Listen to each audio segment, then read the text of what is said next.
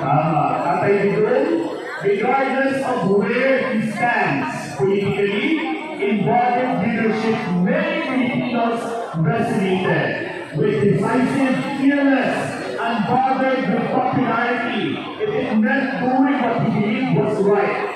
We may debate his politics, we cannot debate his impact. To unjustly deny him his freedom is to deny history, to avoid the legacy of leadership itself. That is why today, here in Davao City, and in every corner where this movement leads, we cry out with unified voices, "Free Duterte now!" This is not mere support, this is a moral stance. Yeah, the strength of a nation is measured not by its wealth, but by the integrity of its people. And today we are reminded the world, Filipinos do not forget their own. Filipinos stand by those who stood for them. As the heart of this movement beats loudly from the streets of Manila to The Hague, we stand shoulder to shoulder because this is not one man's fight, this is our fight. For all who are here physically, again, for all who are here physically, virtually and spiritually, your presence is your voice, your presence is your protest. Let this event mark us as a moment in time for the movement through history. Let us speak with dignity. Let us act with resolve. And let us raise up until the world hears what we have cried. Free Duterte now! Free Duterte now! Free Duterte now! Free Duterte now! And maraming salamat po. And may this night be remembered as a turning point. One where unity, justice, and truth came together under one fearless star. Ayong gabi sa inyong tanan. Are you all excited? Yes, they are! I can feel the energy, partner RJ, that they are all excited. Medyo taas-taas lang yung kaya gamay ato. But karon, let's go ahead and call in to give us a song number. Let's give it up for Love sa Tour of SK Bukana! Alright, again, love sa tour of Bukana. Wow, hello ma'am. Ngayong gabi po sa iyang tanan. Para po kay Tatay Digong unta makabot sa iya ang atong pagigugma. Grabe, kung pwede lang mahilang karon lambi ito nihulang. Para sa 76-8 Kapitan Robert Ulan-Ulan ug sa inyong tanan.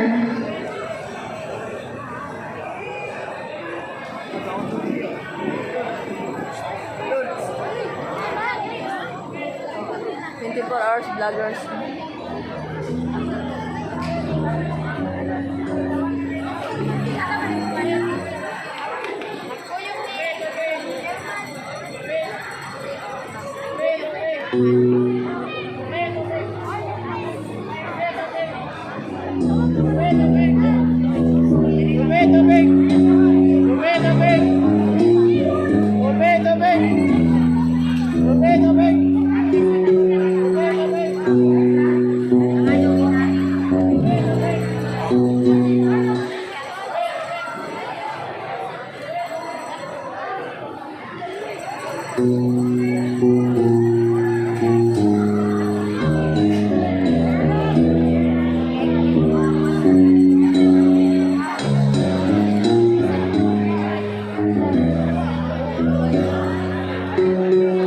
Pasensya na po ang ikulbaan, jugog maayo ay. Sana hindi ko makol. Panahon siya'y masigla ang kanyang pagbati. Mahigpit ang hawak ng daliri at ang lakad ng may matoy. Mahusay ang kanyang talumpati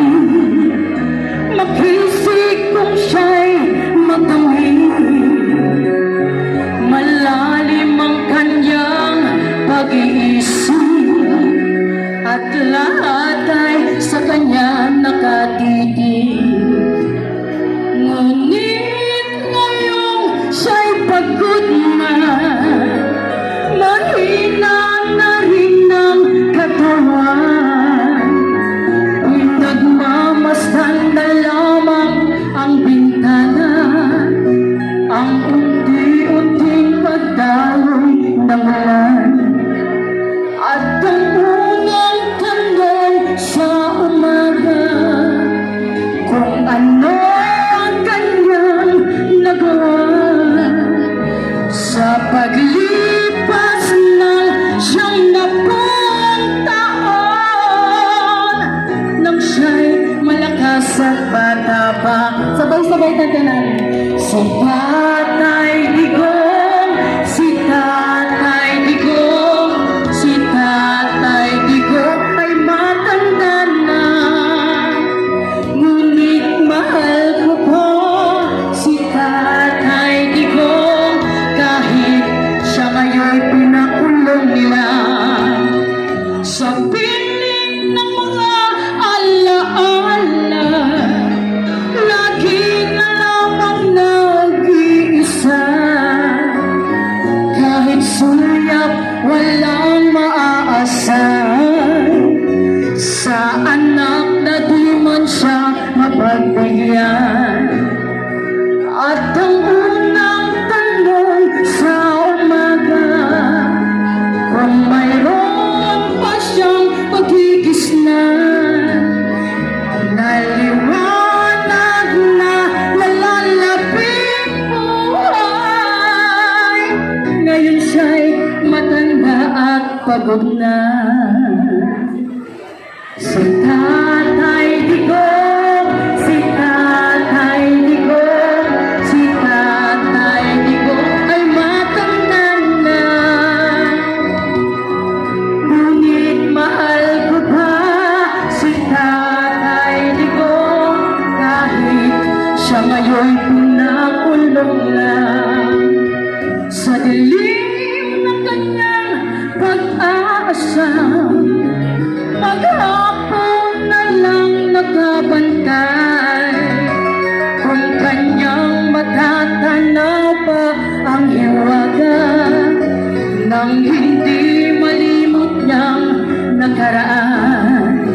At ang diwa ng kahapon di na matagpuan.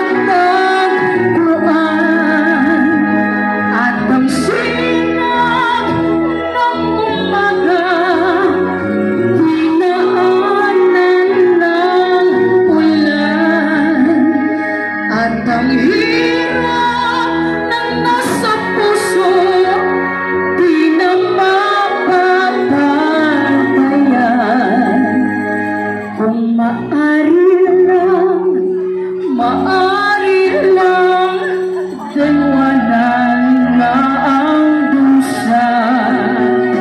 Si Tatay Digong, si Tatay Digong, si Tatay Digong ay matanda na.